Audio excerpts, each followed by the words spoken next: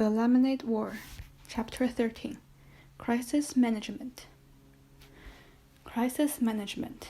Now, special or extraordinary methods and procedures used when a business is in danger of falling. Sucker! Oh man, you were schooled. Preschool, baby. For the third time that afternoon, Scott Spencer had gotten the drop on Evan, dribbling around him and then hitting the easy layup. So the guys were giving him the business, even the ones on his own team. It was Evan, Paul, Ryan against Kevin, Toomey, Malik, Lewis, and Scott. Evan wished that Scott hadn't shown up.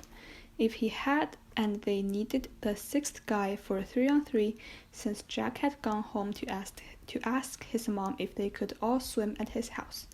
So what was Evan supposed to say? Anyway, Evan was 3 times the ball handler that Scott was, and everyone knew it, so it was all in fun. But it didn't feel like much fun to Evan. "What's up, man?" Paul asked. Evan dribbled the ball back and forth, left hand, right hand, and then threw his legs. "Hey, it's hot," he said. "Yeah, it's hot for all of us," said Paul. "Get your game on, dude." But Evan couldn't get his moves right. He was a half step behind himself, and every time he moved, the envelope slapped against his thigh like a reprimand. "Speaking of hot," said Ryan. Everyone turned to look. Jack was coming up the path, running at a dead dog pace. "Oh, please, gosh," said Paul. "Let her say yes." As soon as he was in range, Jack shouted. "She said yes." "What's up?" asked Scott. Jack asked his mom if we could all go swimming in his pool. Kevin said. "Hey, Jack," shouted Scott. "Can I come too?" "Yeah, sure," said Jack, who'd stopped running towards them and was waiting for them to join him on the path. Oh, great, thought Evan, but he wasn't about to turn down a dunk in a pool just because Scott Spencer would be there. Nobody wanted to go home for suits and towels. Kevin, Malik, Ryan were wearing basketball shorts anyway, so they could swim in those. "We've got enough suits at the house," said Jack. "My mom saved all our old ones." At the house, Evan changed into one of Jack's suits. He wrapped up his underwear and shirt inside his shorts and put the bundle of clothes on the back of Jack's bed next to all the other guys' piled up clothes. It felt good to drop the heavy shorts with the envelope stuffed in the pocket. Then, just to be sure, he put his shoes on top of his pile of clothes. He didn't want anything happening to that money. They played pool basketball all afternoon, even though the teams were uneven. Mrs. Badge, the Syrian, brought out drinks and cookies and chips and sliced up watermelon. Every time one of them went into the house to use the bathroom, she shouted, "Dry it off before you come in." But she did it in a nice way. Then, just when Evan thought the afternoon couldn't get any better, it did. Scott had gone into the house to go to the bathroom. A few minutes later, he came out dressed, his hair still dripping down his back. "I gotta go," he said, jamming his foot into his sneaker. "Did your mom call?" asked Ryan. "Nope, I just gotta go," he said. "See ya." He ran out the gate. "Great," shouted Evan. "Now the teams are even." And they went back to playing pool hoops. Evan didn't think about Scott Spencer for the rest of the afternoon.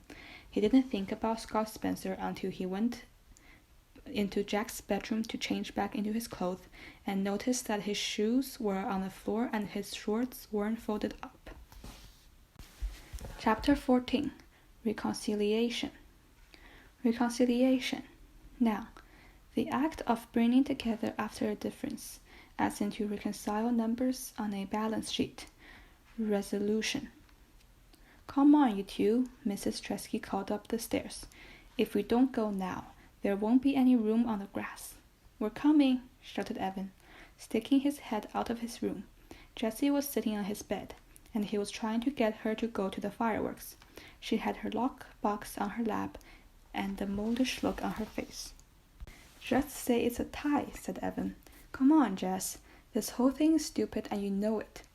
"It's not a tie unless it's a tie," said Jessie, knowing she sounded like a brat but not able to stop herself. "How much have you got?" "Mom's waiting," said Evan. "Put your dumb box away and let's go to the fireworks." "How much have you got?" Evan tensed up his fingers as if he were strangling an invisible ghost. "Nothing, okay? I've got nothing. Look." He turned the pockets of his shorts inside out. Jessie looked skeptical. "You can't have nothing. You must have made something." "Well, I had expenses, so I ended up nothing, okay? Are you happy? You win." Evan sat on the edge of the bed, looking at the floor. Jessie felt her heart sink. "You spent all your money on mix for your lemonade on wheels stand?" Jessie asked. "All of it?" Evan nodded. Jessie felt like crawling under the bed and never coming out. "It didn't pay off so good," she whispered. "There were a few bucks in the system," said Evan. "That's a joke Jessie would have loved," he thought, "before the war. Now it was all just money and numbers and bad feelings. There was no room for laughing." "Oh," said Jessie, her voice the size of an ant. She stared down at the box in her lap. "I've got..." She opened the lid of the lockbox, took out the chain tray, and pushed aside all the scraps of paper she had collected and the comment card from Megan. She stared. "Wait a minute. This isn't my money." She picked up a handful of wrinkled, bunched up bills. Evan lay down on the bed and covered his head with his pillow. Jessie counted the money quickly. $62.11? Where had this come from? "Mummy," Evan said from underneath the pillow. "What?" said Jessie. "Take that dumb pillow away. I can't understand what you're saying." She hit the side of his leg for emphasis. "It's my money," he shouted, still through the pillow. "It was $103, but then I spent $41 for the lemonade on wheel stand, so now it's just $62. Your money, but where's my money?" Evan pulled the pillow away from his face. His eyes were closed. His nose pointed at the ceiling. He folded his arms across his chest like a dead man. "I took it." "Well, give it back," said Jessie. This time she hit the side of his leg for real. "I can't. It's gone." He lay as still as a 3-day-old corpse. "Gone? Gone where?" Jessie was shrieking now. Never in her life had she worked so hard to earn money.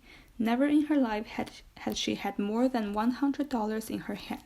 Never in her life had she had a friend who trusted her like Megan had. "I don't know. It was in my shorts pocket, and then I played basketball with the guys.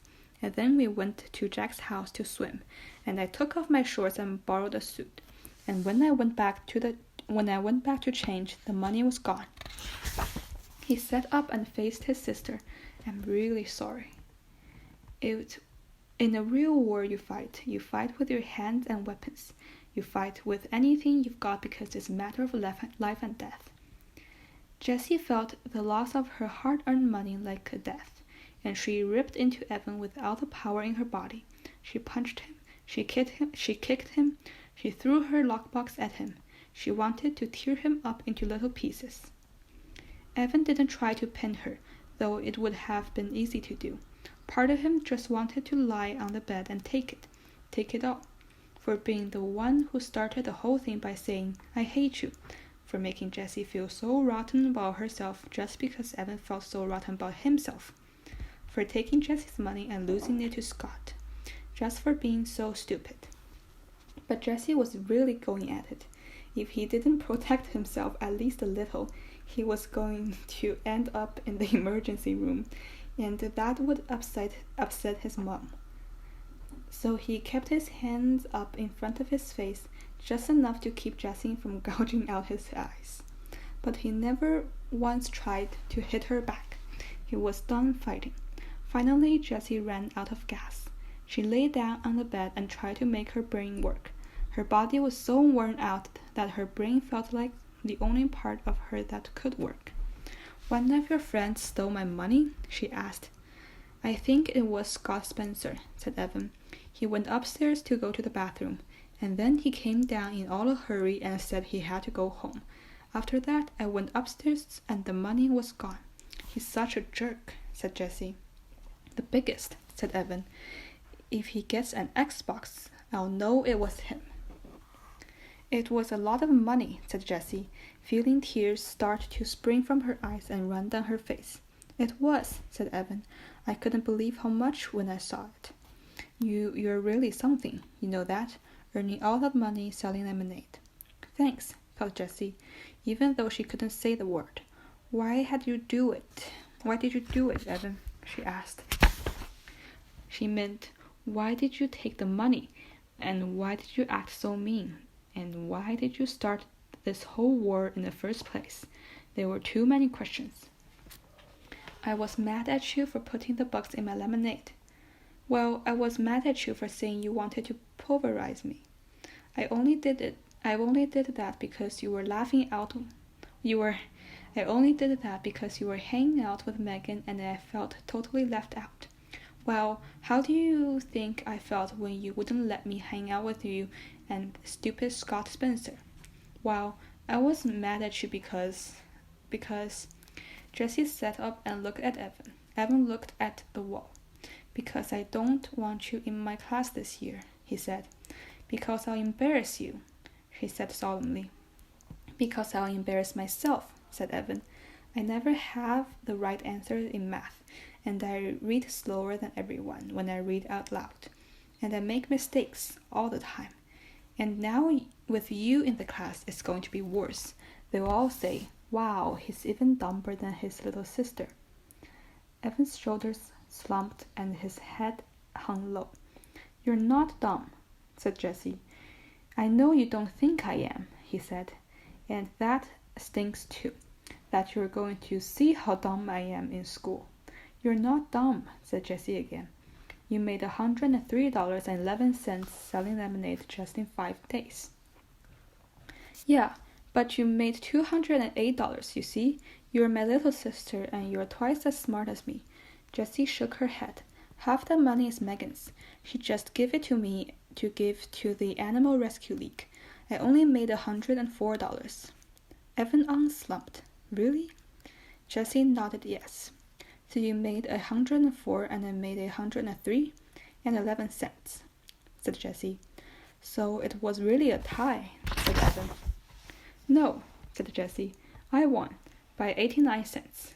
"But, come on," said Evan. "After all that, it was practically a tie." "No," said Jessie. "It was close, but I really won." "Wow, we pretty much tied," said Evan. Jessie decided to let it go.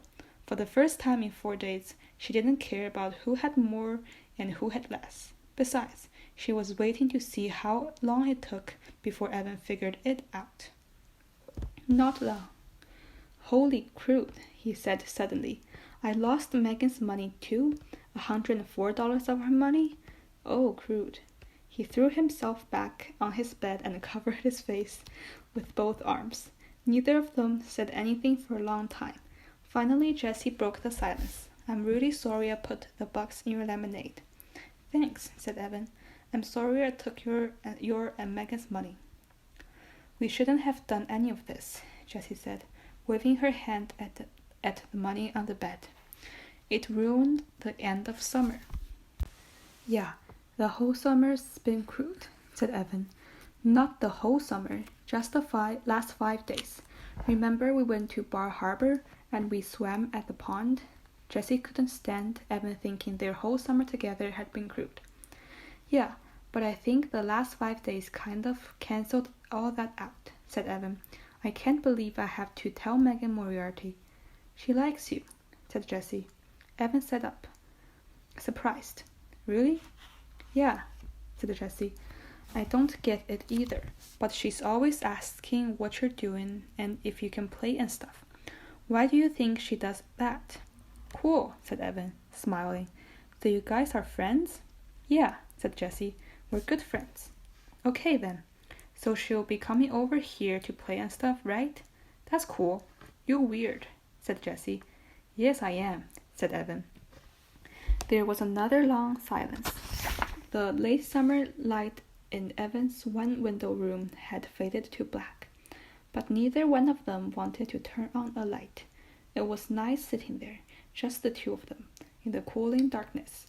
An afternoon breeze had kicked itself into a gusty wind, and the shade on the window tapped out a steady beat that was pleasant and reassuring.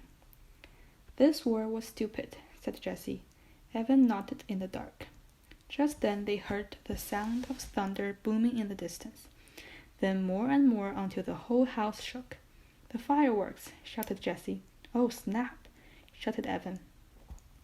Jessie and Evan raced down the stairs. At the bottom, they found their mother sitting on the last step, watching the sky through the sliding screen door. Why didn't you call us? said Evan. We're missing the fireworks, said Jessie. Oh, I figured whatever the two of you were talking about was more important than the fireworks show. Mrs. Tresky turned to look at her kids. Did you work it out? Evan and Jessie nodded just as a Roman candle exploded in the sky. Not a bad seat, said Mrs. Tresky, patting the step. Enjoy. For 20 minutes, the night sky was alive with wagon wheels, party-colored dahlias, and whistling glitter palms. Evan, Jessie, and Mrs. Tresky sat watching, silent but for the occasional ooh and ah that seemed to escape from their lips like hissing air from an overblown tire. When the last of the fireworks bloomed and then faded, Evan, Jessie, and Mrs. Tresky sat in the darkness, waiting. No one said anything for several minutes. And then Jessie whispered, It's over. Yes, it was over. Wait, said Evan. What was that? What? Asked Jessie, straining her ears.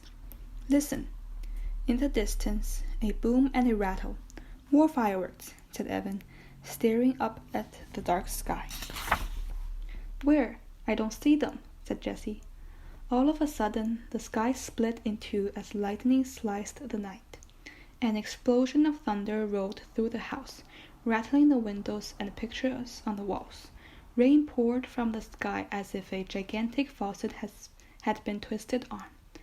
Yow! Shouted Mrs. Tresky, leaping up from the steps. Battle stations! Every window in the house was wide open, so Evan, Jessie, and Mrs. Tresky ran from the top floor to the bottom, shutting windows and soaping up puddles. The rain came down with the fury and impatience of a 2-year-old having a tantrum. As he closed the window in his room, Evan could hear the gurgle of the gutters choking on the downpour. One thing ends, another begins, said Mrs. Tresky, meeting Jessie and Evan on the stairs. She raised her index finger like a wise philosopher. Fireworks, rainstorm. Jessie raised her index finger. Summer, school. Evan raised his index finger. War, peace.